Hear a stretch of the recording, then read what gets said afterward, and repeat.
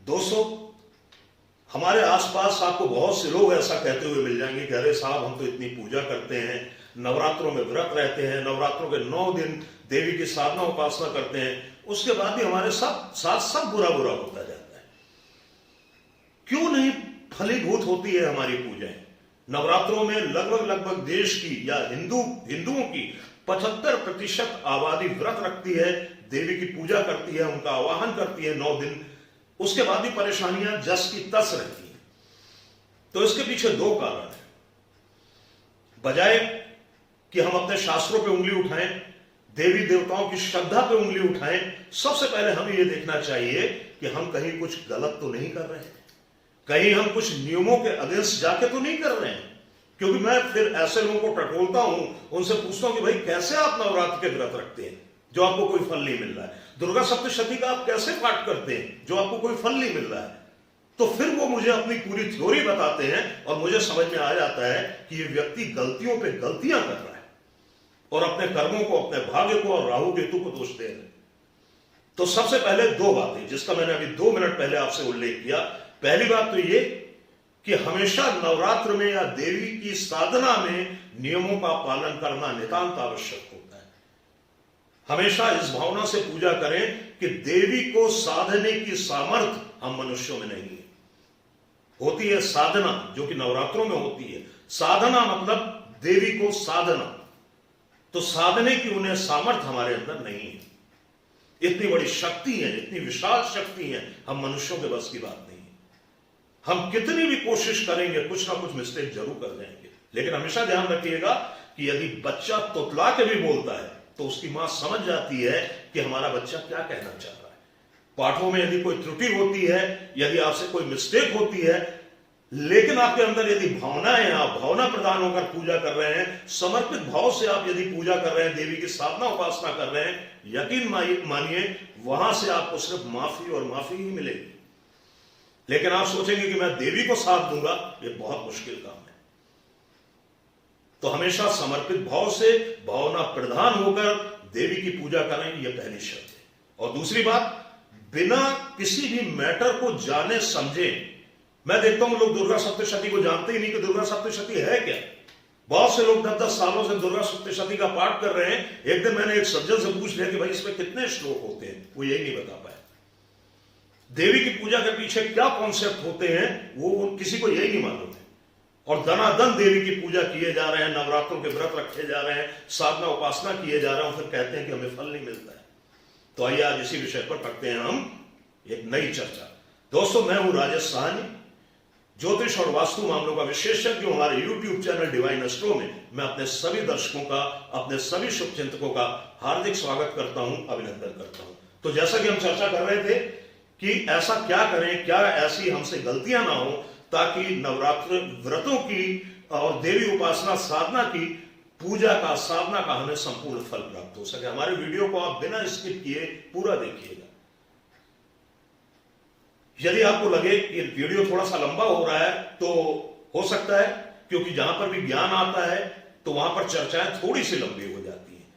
तो मेरा निवेदन यह है कि बिना स्किप किए इस वीडियो को आप देखिएगा। आपको बहुत सारी इस वीडियो के अंदर काम की बातें मिलेंगी। तो सबसे पहले हम जानते हैं कि नवरात्र क्या है। आपको नवरात्रों के बारे में जानकारी होनी चाहिए कि नवरात्र है क्या। नवरात्रों का क्या नाम है? नवरात्र। इनका नाम 9 दिन नहीं है। इसका क्या तात्पर्य होता है? इसका सीधा सीधा तात्पर्य होता है कि नवरात्रों में देवी की रात्रिकालीन साधना उपासना का अर्थ होता है। यानी कि जो ये शक्ति है, शक्ति की जो अनुचर हैं, इसके अलावा शक्ति की जो उप शक्तियां हैं, ये रात्रि के समय पूरे तरीके से सक्रिय हो जाती हैं, एक्टिवेट हो जाती हैं। जितना आप दिन में करेंगे उसका 10% यदि आप रात में कर लेंगे तो आपको परिणामों की प्राप्ति होने लगेगी। तो इसलिए नवरात्रों में पहली बात का ध्यान रखें कि प्रयास करें कि सूर्यास्त के बाद कुछ ना कुछ साधना उपासना देवी की जरूर करें। यदि आप नवरात्रों के साधन उपासन कर रहे हैं, अखंड दीपक यदि आपने घर में प्रज्वलित किया हुआ है, देवी की पूर्ण रूपेण साधना कर रहे हैं, तो थोड़ा सा रात में आप समय जरूर निकालें। जो रात्रि है यह ब्रह्मांड का प्रतीक मानी गई है। और नासा भी यही कहता है, हमारे पुराणों में भी इसी प्रकार का उल्लेख है कि यदि आप ब्रह्मांड के अंदर और अंदर और अंदर घुसते चले जाएं तो वहां पर अंधकार के सिवा कुछ भी नहीं है। शायद रात्रि की निस्तब्धता, रात्रि की शांति, रात्रि का एक अजीबोगरीब वातावरण साधना और उपासना की दृष्टि से बहुत अनुकूल माना गया है। यही कारण है कि चाहे वो महाशिवरात्रि हो, चाहे वो नवरात्रि हो, ऐसी सक्रिय साधनाओं के लिए, ऐसी सक्रिय शक्तियों को साधने के लिए रात्रिकालीन उपासना पर ही जोर दिया गया है। इसीलिए इसका नाम नवरात्र रखा गया है, 9 दिन नहीं रखा गया है। तो हमें क्या करना चाहिए नवरात्र के व्रतों में, नवरात्र की पूजा में? हम आपको एक एक दो दो लाइन में हर पॉइंट की बिंदुवार जानकारी दे रहे हैं। तो सबसे पहले, जैसा कि आपको जानकारी होगी कि 9 दिन जो है वो नवधा शक्ति का प्रतीक माना गया है। इसमें 9 देवियों की साधना उपासना होती है। तो आप 9 देवियों की साधना उपासना करें या ना करें, दुर्गा समस्त देवियों का प्रतिबिंब है, समस्त देवियों का सार दुर्गा में निहित है। तो यदि आपने घर में दुर्गा जी की स्थापना कर रखी है, उनका आह्वान करते हैं, तो आपको अलग अलग किसी भी शक्ति की उपासना करने की बिल्कुल भी आवश्यकता नहीं है। केवल दुर्गा की साधना उपासना करें, उससे समस्त देवियों की साधना उपासना हो जाएगी। तो यहां पर अब हम चर्चा करते हैं कि इस बार के नवरात्रों के बारे में। तो इस बार के नवरात्रों में सबसे महत्वपूर्ण बात यह है कि 9 अप्रैल मंगलवार से इस वर्ष के नवरात्र, जो कि चैत्र नवरात्र कहे गए हैं, प्रारंभ हो रहे हैं, जो 17 अप्रैल 2024 तक चलेंगे। इन नवरात्रों की विशेषता यह है कि नवरात्र पूरे 9 दिवसीय हैं। यह विशेषता क्यों हुई?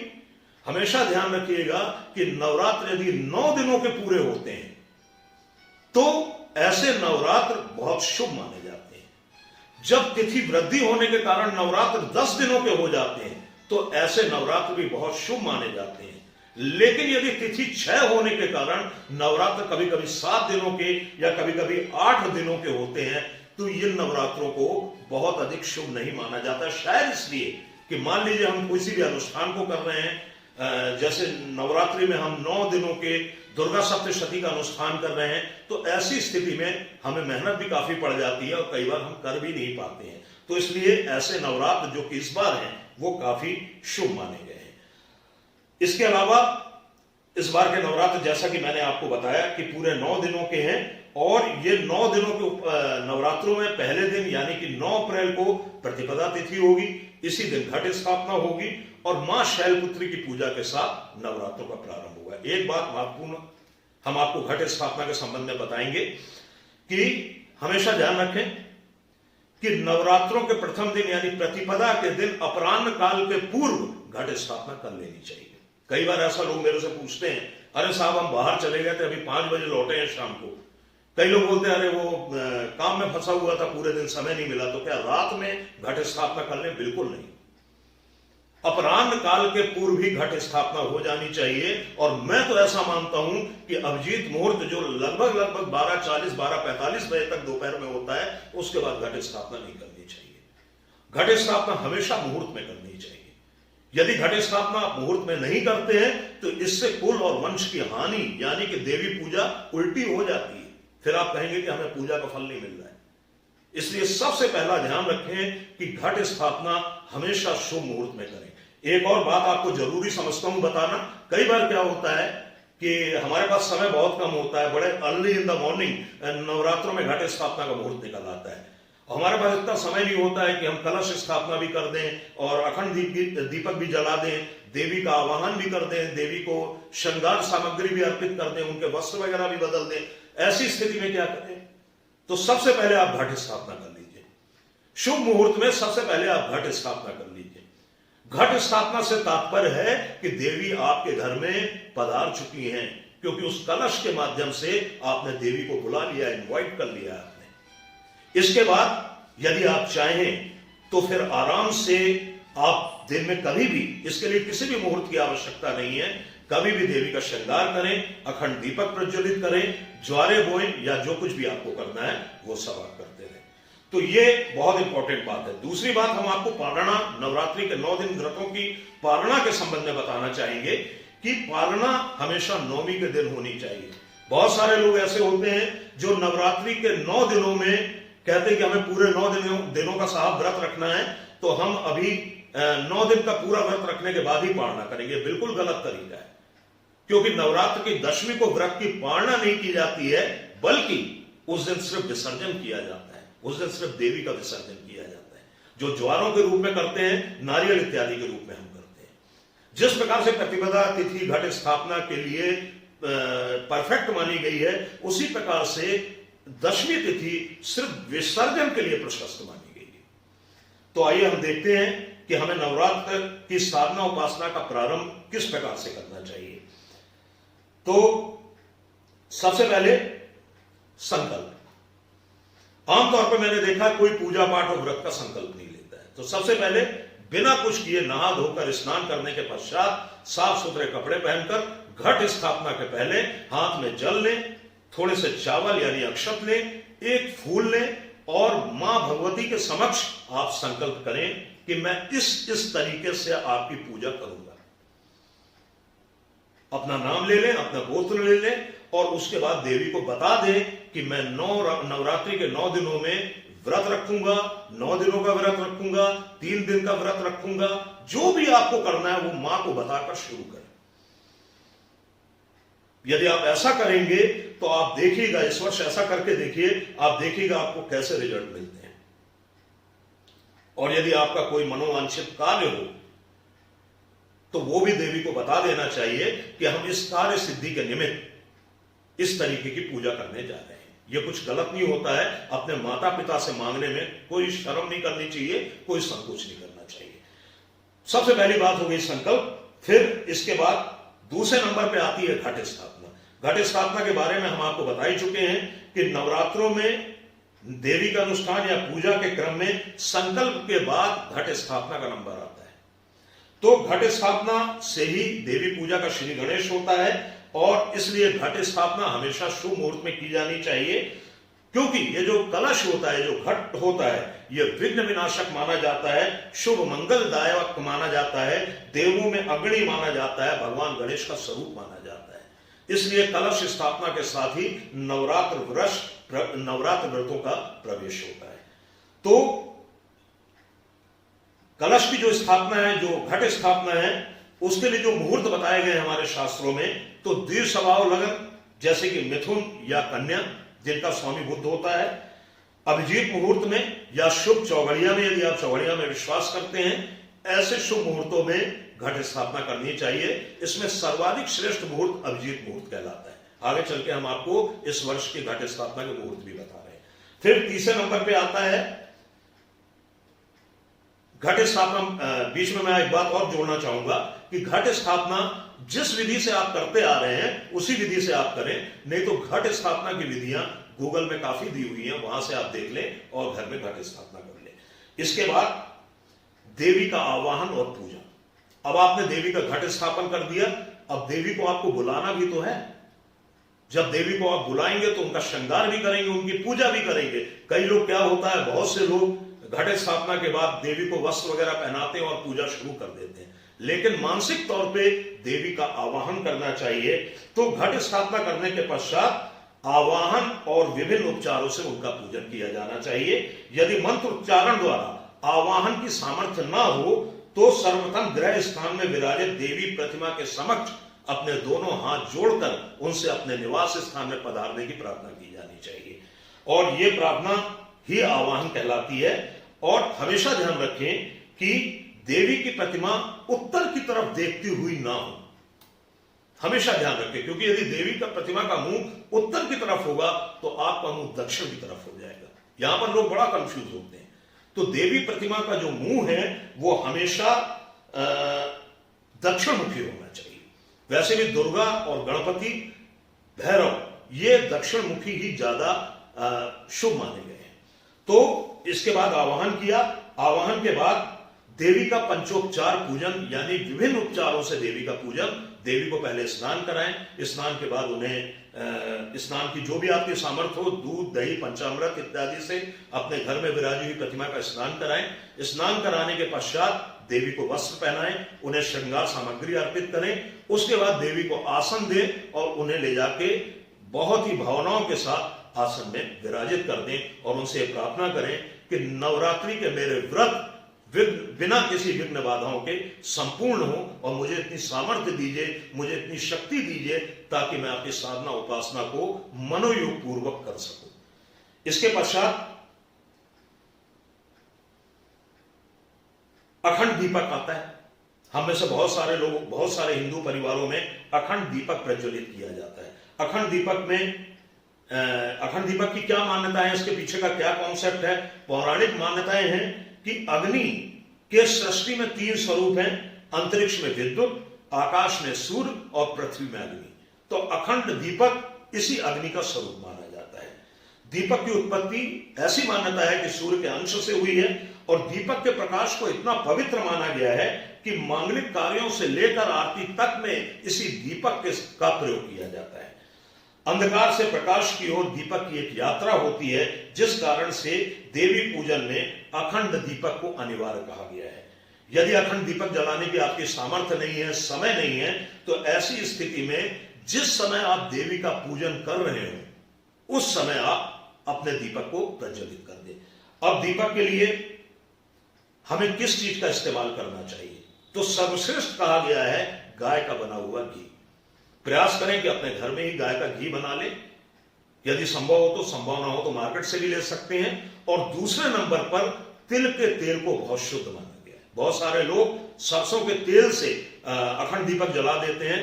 बिल्कुल नहीं जलाना है, क्योंकि ये अभिचार कर्मों के लिए, यानी कि जो तांत्रिक कृत्य होते हैं उनके लिए सरसों के तेल का दीपक जलाया जाता है। वो भी अखंड दीपक कभी नहीं जलाया जाता है। अखंड दीपक हमेशा मीठे तेल का या तिलित के तेल का जलाया जाना सर्वाधिक शुभ माना गया है। तो अखंड दीपक के पश्चात नवरात्र के व्रत प्रारंभ होते हैं हमारे। तो नवरात्र के व्रतों के लिए, चूंकि यह टॉपिक थोड़ा सा लंबा है, इसलिए इस टॉपिक के ऊपर हम अपना एक छोटा सा वीडियो रिलीज कर रहे हैं, जो मुश्किल से 3-4 घंटे के बाद आपको मिल जाएगा। उसे आप देखें। उसमें हम पूरी जानकारी दे रहे हैं कि हमें नवरात्रों के व्रत किस प्रकार से रहने चाहिए, हमारे सामर्थ्य के अनुसार हम कैसे रहें, और हमें किस प्रकार का भोजन या उपवास के समय क्या खाना चाहिए, ताकि हमें शारीरिक और मानसिक रूप से किसी भी प्रकार की कोई कमजोरी ना आए। तो अगला नंबर होता है 5वां नंबर नवरात्र का व्रत। और इसके बाद बिंदुवार यदि हम चलते हैं तो 6वें नंबर पे आता है, 6वें नंबर पे, यह भी एक पॉइंट है। ऐसी मान्यताएं हैं कि आप नवरात्रि की कितनी भी पूजा कर लीजिए, कितना भी अखंड दीपक जला लीजिए, कितने भी दुर्गा सप्तशती के पाठ कर लीजिए, नरवाण मंत्र का जाप कर लीजिए, लेकिन यदि आपने एक मुट्ठी ज्वारे नवरात्रों में नहीं बोए तो देवी प्रसन्न नहीं होंगी। इसलिए देवी की प्रसन्नता के लिए चाहे आप एक मुट्ठी ज्वारे बोइए, लेकिन मिट्टी के दीपक में ही थोड़ी सी काली मिट्टी डाल के एक मुट्ठी ज्वारे आप बो दें। और यदि आप विधिवत ज्वारे बोते हैं तो ये और भी शुभ माना गया है।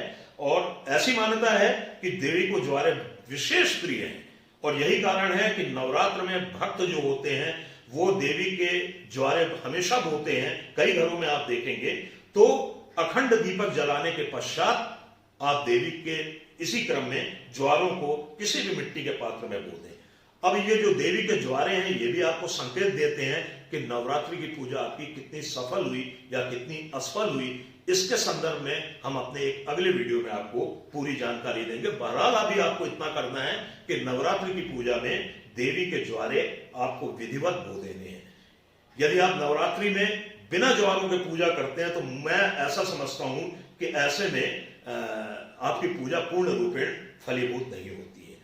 तो दोस्तों, ये कुछ बिंदु थे जो कि बहुत आवश्यक माने गए हैं, और देवी की साधना उपासना में, नवरात्र के व्रतों में इन बिंदुओं का ध्यान रखना चाहिए। अब चलते चलते हम आपको बता रहे हैं घट स्थापना के मुहूर्त, जो कि 9 अप्रैल के हैं। लेकिन उसके पहले एक बड़ी गुप्त बात आपको बताने जा रहा हूं, बहुत महत्वपूर्ण बात आपको बताने जा रहा हूं। हम सात्विक लोग हैं, हम पशु बलि नहीं चढ़ाते हैं, हम किसी भी प्रकार की ऐसी बलि नहीं चढ़ाते हैं जिससे किसी जीव को नुकसान हो। कामाख्या आदि क्षेत्रों में, बंगाल आदि क्षेत्रों में हम देखते हैं कि देवी के निमित्त पशुओं की बलि भी दी जाती है। हम में से बहुत से लोगों को यह चीज खराब लगती है, लेकिन इसका एक टॉप सीक्रेट है, इसका एक गूढ़ रहस्य है कि बिना बलिदान के देवी प्रसन्न नहीं होती है। इसलिए नवरात्रि के जब आपके पूजा का समापन हो, जब आपके व्रत संपूर्ण हो जाए, तो आप बलि के रूप में देवी को कुछ ना कुछ अर्पित अवश्य करें। तो अब सात्विक बलि ऐसा नहीं है कि सिर्फ तामसिक बलि यानी कि पशु बलि इत्यादि का ही शास्त्रों में उल्लेख है, सात्विक बलि का भी उल्लेख है, जिसमें से 2 बलि प्रधान कही गई है। लेकिन उसको आपको उसी भावना के साथ करना है कि यह हम आपके निमित्त बलि दे रहे हैं, बलिदान दे रहे हैं। पूरी पूजा को समाप्त करने के बाद सबसे अंत में देवी को बलिदान अर्पित किया जाना बहुत आवश्यक होता है। तो पहले नंबर 1 पे है सूखा नारियल। आप सूखे नारियल में उसे पहले स्नान करा दें, उसके बाद आप उसमें सिंदूर आरोपित करें, अक्षत आरोपित करें और उसके देवी को चढ़ाते हुए प्रार्थना करें कि संपूर्ण फलों की प्राप्ति के लिए, आपकी प्रसन्नता के लिए मैं आपको बलिदान अर्पित कर रहा हूं। और एक ही बार में नारियल फूट जाना चाहिए। ऐसा नहीं कि हम उसे बार बार चोट पहुंचा रहे हैं और बार बार तोड़ रहे हैं, और ऐसा भी नहीं कि हम हथौड़ा मार के नारियल को तोड़ दें। आप इतनी जोर से जमीन में मारिए, एक ही बार में नारियल 2 टुकड़ों में टूट जाए और उसे ले जाकर देवी में समर्पित कर दें। और दूसरी बलि है कुमड़ा। इसका उल्लेख दुर्गा सप्तशती में भी मिलता है। तो एक पूरा कुमड़ा ले और अपनी पूजा समाप्त होने के बाद उसे चाकू से 2 भागों में एक ही वार में दोनों भागों में फाड़ दें कुमड़े को, और उसे देवी को अर्पित कर दें। बाद में उसे अपनी सब्जी इत्यादि बनाने में उसका उपयोग कर लें। तो बलिदान देना देवी के लिए बहुत आवश्यक होता है, अन्यथा देवी प्रसन्न होने की बजाय कुपित हो जाती है। हर शक्ति का अपना अपना स्वभाव होता है। तो घट स्थापना के मुहूर्त हम आपको बताने जा रहे हैं जो कि बहुत आवश्यक है। तो चैत्र शुक्ल पक्ष की प्रतिपदा से घट स्थापना की जाएगी। और सबसे पहले हम आपको बताना चाहेंगे जो प्रतिपदा तिथि का प्रारंभ है वो 8 अप्रैल की रात्रि 11:50 से हो जाएगा, जो कि 9 अप्रैल को रात्रि 8:30 तक रहेगा। यानी कि 9 अप्रैल दिन मंगलवार को प्रतिपदा तिथि पूरे दिन व्याप्त रहेगी। इसका मतलब यह नहीं कि हम पूरे दिन में कभी भी घट स्थापना कर लें। तो नवरात्रों में चूंकि उदया तिथि का महत्व बहुत बताया गया है, इसलिए उदया तिथि जो है वो 9 अप्रैल को पड़ रही है, इसलिए 9 अप्रैल से चैत्र नवरात्रों का प्रारंभ माना गया है। इसी के साथ ही नए संवत्सर का भी प्रवेश हो जाएगा। तो घट स्थापना नवरात्रि के समय किए जाने वाले सर्वाधिक महत्वपूर्ण अनुष्ठानों में से एक माना गया है। हमारे शास्त्रों में नवरात्रि के प्रारंभ में एक निश्चित अवधि के अंदर घट स्थापना करने हेतु नियम और दिशा निर्देश दिए गए। घट स्थापना को देवी शक्ति का आह्वान माना गया है, जैसा कि हम आपको बता चुके हैं, तथा हमारे शास्त्रों में स्पष्ट उल्लेख है कि अनुचित समय में की गई घट स्थापना हमारे कुल और वंश की हानि करती है और अन्य तरीके से भी हमें कहीं ना कहीं हानि पहुंचा सकती है। यह देवी के प्रकोप का भी कारण बन सकती है। हम आपको डरा नहीं रहे हैं, हम आपको सिर्फ ये सूचित कर रहे हैं कि आप पूरे विधि विधान पूर्वक देवी की साधना उपासना करें। अपराह्न के बाद जैसा कि हम आपको बता चुके हैं, घट स्थापना का पूर्ण निषेध हमारे शास्त्रों में है। तो मोटे तौर पर चैत्र शुक्ल पक्ष की प्रतिपदा तिथि प्रारंभ का शुरुआत का 1/3 भाग जो होता है वो घट स्थापना के लिए प्रशस्त माना गया है। यदि इस अवधि में भी किसी प्रकार का दोष हो तो ऐसी स्थिति में हमें अभिजीत मुहूर्त में बिना कोई मुहूर्त देखे घट स्थापना कर लेनी चाहिए। अभिजीत मुहूर्त की जो आपके शहर का अभिजीत मुहूर्त क्या है ये आपको कैलेंडर में देखने को मिल जाएगा। आप गूगल में भी सर्च कर सकते हैं। आमतौर पर जो अभिजीत मुहूर्त है वो दोपहर के 11:35 11:40 से प्रारंभ हो जाता है, जो कि दोपहर 12:30 से लेकर 12:45 के आसपास तक हर शहरों में व्याप्त रहता है। एकदम यदि आपको करेक्ट अभिजीत मुहूर्त की गणना करनी हो तो अपने शहर का नाम डालकर आप यदि गूगल में सर्च करेंगे तो आपको अभिजीत मुहूर्त मिल जाएगा। तो इस वर्ष घट स्थापना में एक प्रॉब्लम है कि वैधति योग जिसका निषेध कहा गया हमारे शास्त्रों में घट स्थापना के लिए, वो सायंकाल 6:10 तक, माफ कीजिएगा, दोपहर 2:18 तक 9 तारीख की व्याप्त रहेगा। यह शुभ नहीं है। तो इसके निवारण के लिए हम विशेष शुभ मुहूर्तों का चयन करेंगे ताकि वैधति योग का जो नुकसान है उससे होने वाला वो हमें प्राप्त न हो। तो घट स्थापना के जो मुहूर्त है वो पहला मुहूर्त है प्रातःकाल 4:36 से लेके प्रातःकाल 6 बजे तक द्विसभाव लगन मीन में। ये लगभग शुभ मुहूर्त है, लेकिन उतना शुभ मुहूर्त नहीं है। फिर दूसरा मुहूर्त है प्रातःकाल 9:42 से लेकर प्रातःकाल 11:40 तक द्विस्वभाव लगन मिथुन, यह उससे अच्छा मुहूर्त है। धनम एवं सुगम नामक शुभ योग में यह दूसरे नंबर का, मतलब नीचे की श्रेणी से यदि हम उठना चालू करते हैं तो ये एक मध्यम मुहूर्त है। और सबसे टॉप मुहूर्त जो कि 9 अप्रैल को घट स्थापना का हमारे शास्त्रों में बताया गया है, प्रातःकाल 11:40 से लेकर दोपहर 12:32 तक अभिजीत मुहूर्त में घट स्थापना किया जाना सर्वश्रेष्ठ रहेगा। तो दोस्तों ये थे घट स्थापना के मुहूर्त। हमें कमेंट करके जरूर बताइएगा हमारा ये वीडियो आपको कैसा लगा। और इसके अलावा आप में से जिन्होंने हमारे चैनल को सब्सक्राइब नहीं किया है, प्लीज हमें सब्सक्राइब करें, हमें मोटिवेट करें। बहुत जल्द अपने नए वीडियो के साथ हम आपसे फिर मिलेंगे। तब तक के लिए राधे राधे, जय श्री।